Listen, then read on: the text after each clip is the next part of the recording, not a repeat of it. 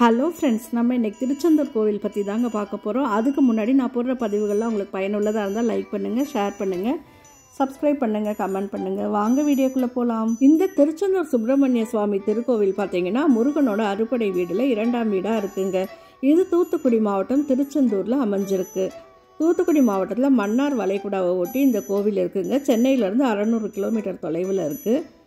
இது 2000 3000 ஆண்டு பழமை வாய்ந்த கோவிலுங்க. முருகப்பெருமானுக்கு கடற்கரை ஓரத்தில் அமைந்த கோவில்னு பார்த்திங்கன்னா இந்த திருச்செந்தூர் மட்டும்தான். இந்த இடம் முன்னாடி திருச்சீரலைவாய்னு சொல்கிறாங்க. இந்த திருச்செந்தூர் கோவிலோட தல வரலாறு பார்த்திங்கன்னா, தேவர்கள்லாம் தங்களை தொந்தரவு செஞ்ச சூரபத்மனை அழிக்கிறதுக்காக சிவபெருமான்கிட்ட போய் கேட்டாங்கங்க. அப்போ சிவபெருமானோட நெற்றிக்கண்ணில் இருந்து 6 பொறிகள் வந்துச்சு. அதில் தோன்றுறது தான் முருகப்பெருமான். அவர் சிவபெருமானோட கட்டளையை கேட்டு சூரபத்மன் அழிக்கிறதுக்காக இங்கே திருச்செந்தூருக்கு வந்தார். அதே சமயத்தில் முருகன் காட்சி தரணும் அப்படின்னு சொல்லிட்டு தேவர்களோட குருவான வியாழ பகவான் இங்கே தவம் இருந்தாருங்க. அவருக்கு காட்சி தந்த முருகப்பெருமான் இதே இடத்துலயே தங்கிட்டாரு. அவர்கிட்ட கேட்டு அசுரர்களின் வரலாறையும் அவர் தெரிஞ்சுக்கிட்டாரு. அப்போ தன்னோட படை தளபதியான வீரபாகுவை சூரபத்மன் கிட்ட தூது அனுப்புனாருங்க. முருகன் தன் படைகளுடன் சென்று அவனை வதம் செஞ்சார். வியாழ பகவான் முருகனிடம் தனக்கு காட்சி தந்த இந்த இடத்துல இருங்க அப்படின்னு கேட்டுக்கிட்டாரு. அதுக்கப்புறம் வியாழ பகவான் விஸ்வகர்மாவை கூப்பிட்டு முருகருக்கு இங்கே கோவில் கட்ட சொன்னாருங்க. அப்போ அவர் சூரனை வெற்றி கொண்டதால் அவருக்கு பேர் சயந்திநாதர்னு வச்சுருந்தாங்க. அந்த பேரே பிற்காலத்தில் செந்தில்நாதர்னு ஆயிடுச்சு.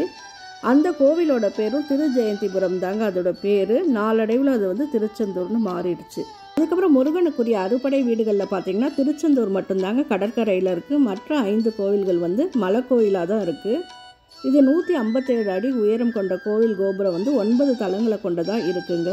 சூரனை ஆட்கொண்ட பிறகு தனது வெற்றிக்கு நன்றி தெரிவிக்கும் விதமாக சிவபூஜை செஞ்சாருங்க முருகர். இந்த சிவபூஜை செய்த முருகர் கையில் பார்த்தீங்கன்னா வலது கையில் தாமரை மலர் இருக்குங்க. அவரோட தலையில் ஜடா மகுடம் இருக்குது. இடது பின்புற சுவரில் ஒரு லிங்கம் இருக்குங்க. அந்த லிங்கத்துக்கு தீப ஆராதனை காட்டினதுக்கு அப்புறம் தான் முருகருக்கு தீப ஆராதனை நடக்குங்க. சண்முகர் சன்னதியில் சுவாமிக்கு பின்புற லிங்கம் இருக்குங்க. இந்த லிங்கம் ரெண்டுமே இருளில் தான் இருக்கும். இருட்டாக இருக்கிறனால தீபாராதனை ஒளியில் மட்டும்தாங்க இந்த லிங்கத்தை பார்க்க முடியும். முருகன் சன்னதிக்கு வலது புறத்தில் பார்த்தா பஞ்சலிங்க சன்னதி இருக்குங்க. மார்கழி மாதத்தில் தேவர்கள் தரிசிக்க வரதா ஒரு ஐதீகம் இருக்குது. அதுக்கப்புறம் சிவனுக்குரிய வாகனமான நந்தியும் முருகனுக்கு எதிரே இந்திர தேவ மயில்களும் மூலஸ்தானத்துக்கு எதிரில் இருக்குங்க. திருச்செந்தூரில் பார்த்தீங்கன்னா முருகன் சன்னதியின் மேற்கு திசையில் தான் ராஜகோபுரம் இருக்குங்க. இந்த தளத்தில் கடலை பார்த்தபடி கிழக்கு நோக்கி முருகப்பெருமான் காட்சி அளிக்கிறாருங்க. பிரதான கோபுரம் பார்த்தீங்கன்னா சுவாமிக்கு எதிரே, அதாவது கிழக்கு திசையில் தான் அமைஞ்சிருக்கணும். ஆனால் அங்கே கடல் இருக்கிறனால மேற்கில் கோபுரம் கட்டியிருக்காங்கங்க. மூலஸ்தான பீடத்தை விட இக்கோபுர வாசல் உயரமாக இருக்கிறனால எப்போவுமே இந்த கோவில் அடைச்சே தாங்க இருக்குது. கந்த சஷ்டி விழா முருகன் திருக்கல்யாணத்தை போது மட்டும் நள்ளிரவில் ஒரே ஒரு நாள் மட்டும் இந்த வாசல் திறக்கப்படுங்க. ஆனால் பக்தர்கள்லாம் போகிறதுக்கு அனுமதி கிடையாது. அதுக்கப்புறம் ஒரு சிறப்பு என்னன்னு பார்த்தீங்கன்னா தூண்டுகை விநாயகர் கோவில் இங்கே இருக்குங்க.